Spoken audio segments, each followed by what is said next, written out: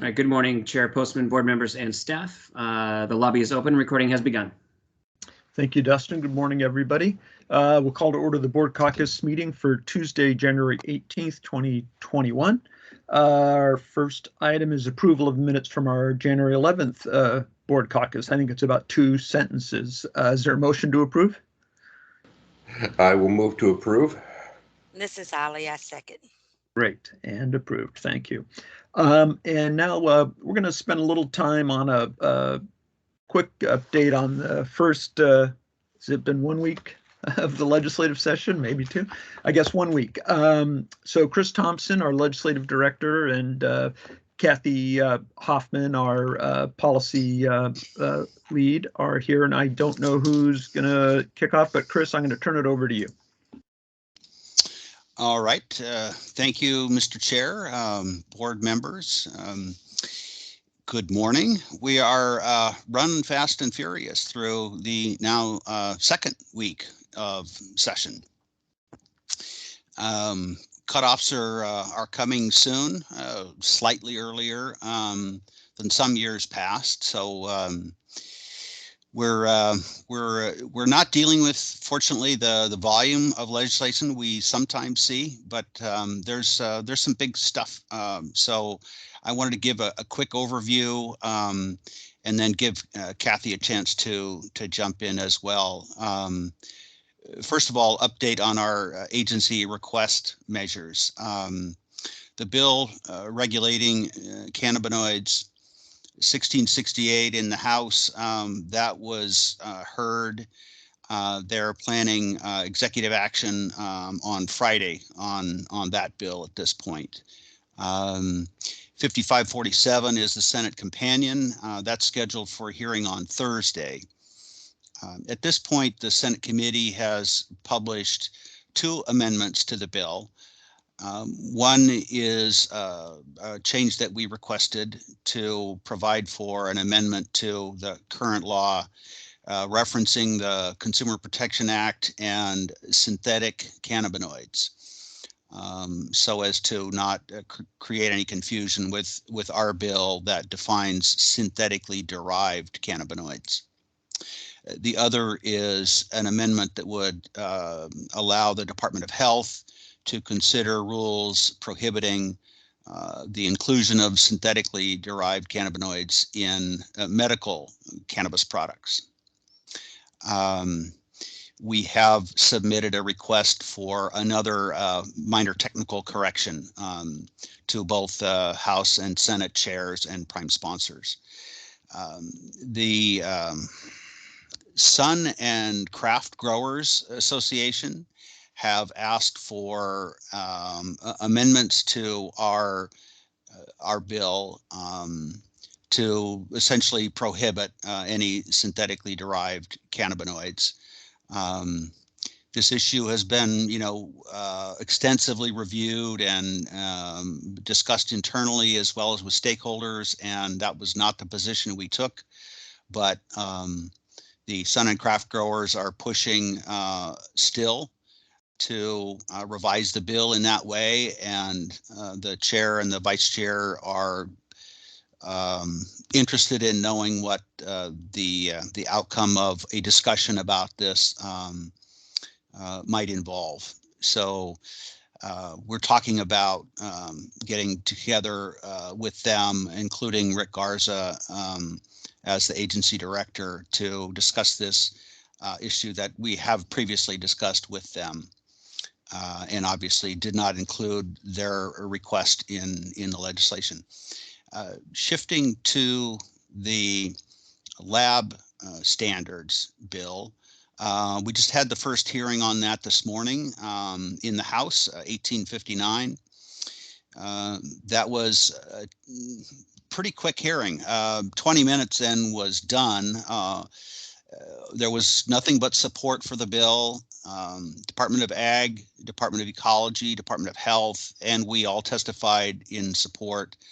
And all agencies, stress different messages, but a common theme, and certainly my primary focus was appreciation for the collaborative partnership in working with these other agencies in a fairly unusual multi-agency shared project. So we have the Senate hearing on this companion measure coming on Thursday, and planning the same approach on that one. A couple other bills I want to mention briefly before I cancel the monologue here. The bill 5671 in the Senate that would reorganize the Liquor and Cannabis Board is scheduled for hearing on Wednesday. We still need to have some further discussion about our approaches on that.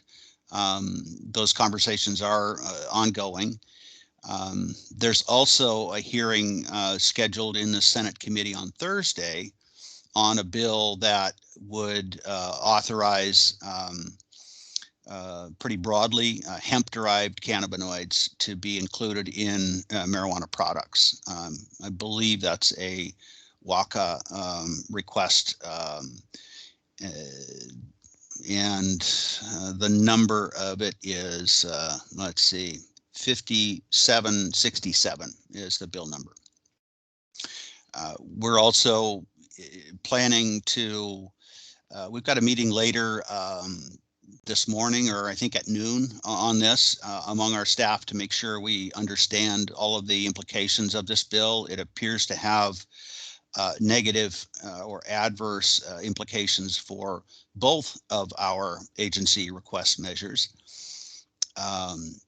You might be surprised on the lab bill, but I think what I'm hearing so far is that by putting current lab accreditation rules in statute from the WAC, that would limit the agency's ability to do anything on this, curtail our authority, and kind of freeze lab standards and rules in place where they are right now when we're working toward a major step forward with a new program. We also have Chris, can you just pause for 1 second? Go ahead. Let's go ahead and take questions. Member Haug, you go ahead. Has anybody yet in hearings or before the legislature pointed out the connection between the bill to allow hemp into the regulated market and the bill we just heard about today to essentially do away with the board's enforcement authority?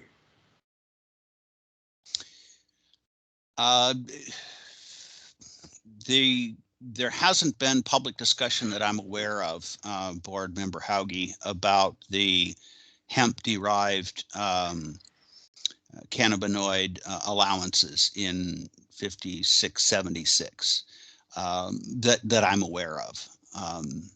So we can loop back to that and have some further conversation. I'd like to understand some more about what you might suggest in that regard, but I don't think it's happened yet. But there hasn't been a hearing yet on either of the bills that we were just talking Right. about. Those will come up this week, though, so that's Right. That's a good question.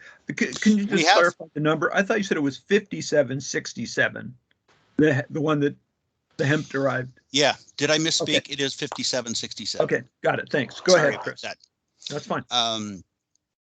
We have been having meetings with a number of legislators, and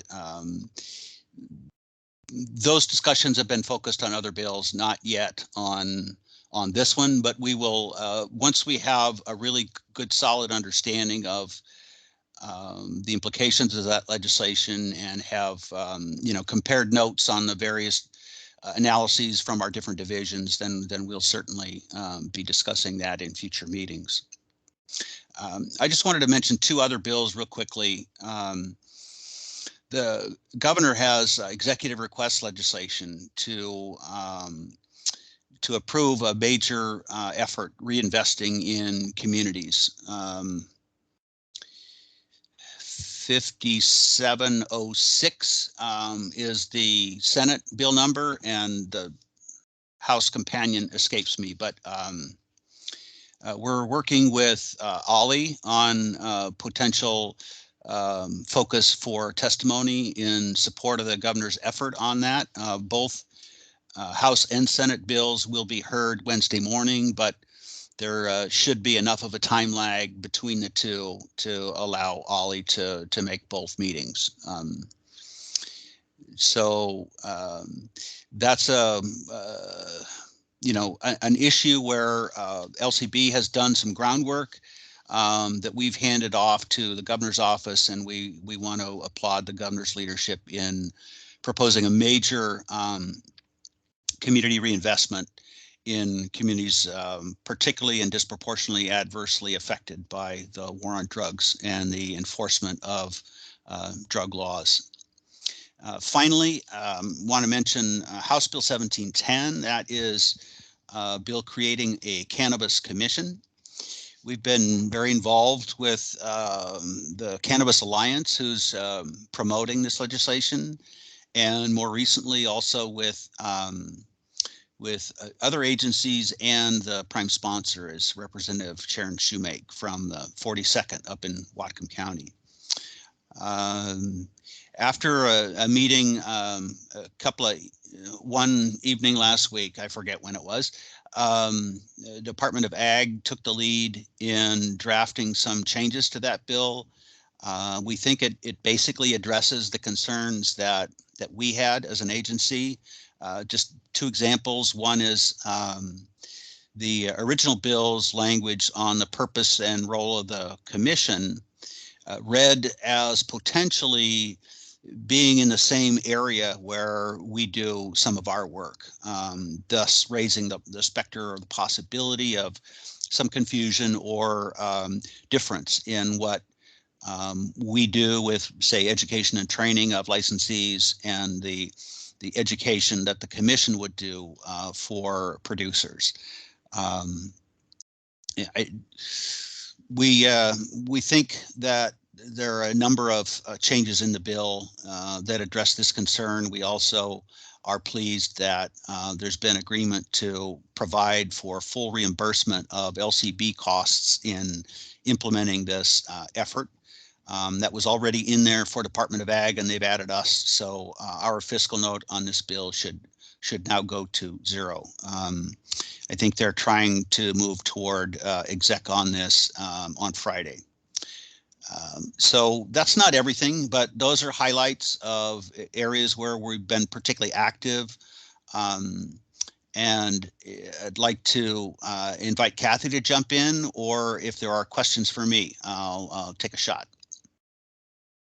The one thing that I think would be useful, and Ms. Hoffman, tell me if, I don't know how far along you are in the 5767 reading, but is there more you could tell us? I haven't seen the bill or really been able to talk to anybody about it. This is the WACA alternative to our THC regulation bill, right?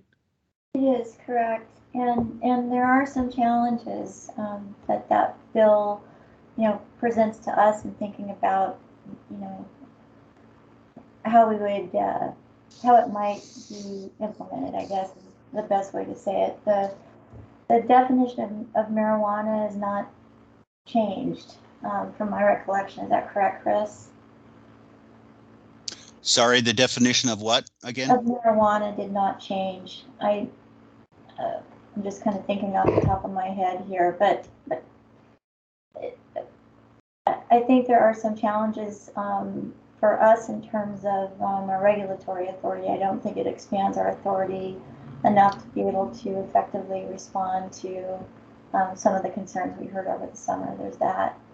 The other thing that is challenging is, and I think Chris alluded to this, placement of testing standards in statute.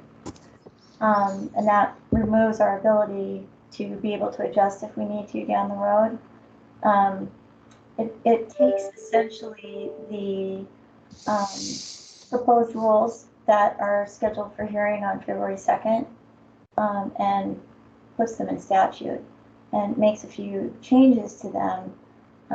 But the problem, or I should say the challenge for us there is that if those rules are in statute, or if those rules become a statutory mandate, right? Again, anytime we need to have the flexibility to go in and make a minor change, it would take a legislative action to do that. So those were things that came to my mind in reading that piece of legislation. And again, we're going to explore it more deeply today, but those were the things that leapt to my attention. Okay. Yeah, I'm reluctant to say a lot more yet with our analysis not really having been completed, but we'll get more. We have a meeting at noon today to bring people together, look at what we already see in the bill, kind of take stock of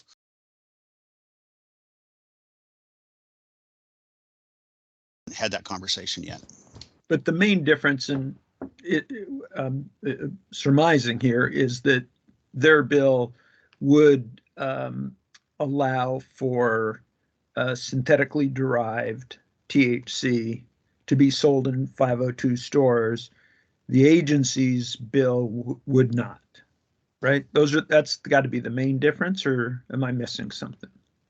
Well, the agency's bill doesn't have a prohibition. It just has a really strict oversight regimen for reviewing and considering before allowing any synthetically derived cannabinoids. I thought we've been through this so many times. I'm surprised. I'm not getting it. I thought that was true for non-impairing, but for impairing THC. So you're telling me that our bill would allow the board to approve synthetically derived THC that's impairing? Not if it comes from hemp. Right. That was my question. Hemp derived, synthetically derived THC. Cannabis processors could conceivably produce that compound and add it to a marijuana product, right, whereas hemp producers and processors would not. So let's go back. Sorry, let me go back to the question. So our bill would prohibit someone taking hemp and turning it into THC in a laboratory. Does the WACA bill allow for that process? That's my understanding. What I would add is our bill would allow hemp producers to generate CBD and add CBD as an additive to marijuana products and any other non-impairing additives. Right.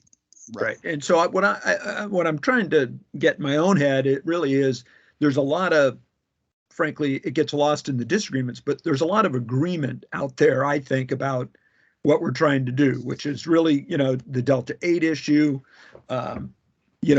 stopping the unregulated market of those products, which we've heard a lot about from local governments and public health. I think there's agreement about the additive question and the CBD and the non-impairing piece. I think where the divide comes is over turning hemp into impairing THC. And we have one bill that would stop it and one bill that, again, I'm surmising would allow it. Is that right? Yes, and there's a lot more to the bills as well in addition, sure. But yes, I think you correctly described that. Okay, just trying to get at that. Member Hauge?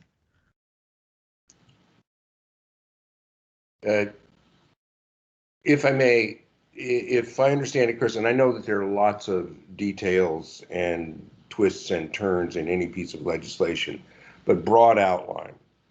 The LCB in its request legislation is not attempting to change the status quo where CBD derived from hemp can be used as an additive provided that CBD remains a non-impairing cannabis or non-impairing compound of the hemp plant, correct? That is correct. Okay. However, we're using that model to add not just CBD, but other non-impairing. Yeah, understood. Well. Let's not get too far into the weeds here, okay? Now, the essential difference, as I understand it, is that the WACA bill would essentially obviate the canopy, that there would be no maximum limit on the amount of cannabis in our market, because under that bill, hemp from God knows where could come into our system, be turned into a cannabis impairing product, and pushed into the market as distillate, where it would supplant the distillate products being made right now from licensed producers and processors. Is that accurate? Yes. Thank And you. just to follow up, Ms. Hoppin, in your reading of the bill, is there anything in there to counter that? Or is there any traceability piece, limit piece, anything that would balance what Member Hauge was just talking about? We haven't detected that yet, and again, as Okay. Chris noted, we're going to analyze further, but my first reading of it indicates that there are no traceability standards there. Okay. Or canopy restrictions on total amount of production. Yeah. Okay, thank you. All right, any other questions for either of our? Okay, great. Chris, I'm sure you got things you need to be doing. Appreciate the update and look forward to further discussions about this and the other bills too. So thank you for taking the time today to bring us up to date. Yeah, sorry, we're not completely there yet on 5767, but No, I know it just got up. That's fine. Totally yeah, and understand. I think let's see. No, you're not in that meeting, but we are meeting at noon today. So yeah, I'm sure I'll hear about we'll loop back with you after that. Okay, appreciate that. Thank you. Good All right. luck. Thank you. Thank you. Rick Garza for any other agency updates. Director. Mr. Chairman, board members, staff, I had sent a letter to Dustin this morning, Chairman, that I didn't have anything further to add than the information that I shared last Wednesday. Okay. Other than the information that Chris has provided to give you an update of where we are on bills that are before us, that we heard last week, that we'll be hearing and testifying to this week, and recognizing that there's only just a little bit over 2 weeks left of committee hearings. So that's really where we're trying to focus our time, and thank the board chair for his involvement and assistance with that effort. Thank you. Yeah, okay, thanks. Which then takes us to our last item, board member executive assistant reports. One, I will note we will not have a board meeting tomorrow. And so our next gathering would be a week from today for board caucus again. Anything for good of the order from either board members? Seeing none. Dustin, anything we've forgotten or fouled up today that you need to fix? No, I think we're all set, Chair. Thank you. Wow, okay, great. All right, well, with that, then we will adjourn the board caucus for January 18th and see you all in 1 week from now. Have a good week. Goodbye.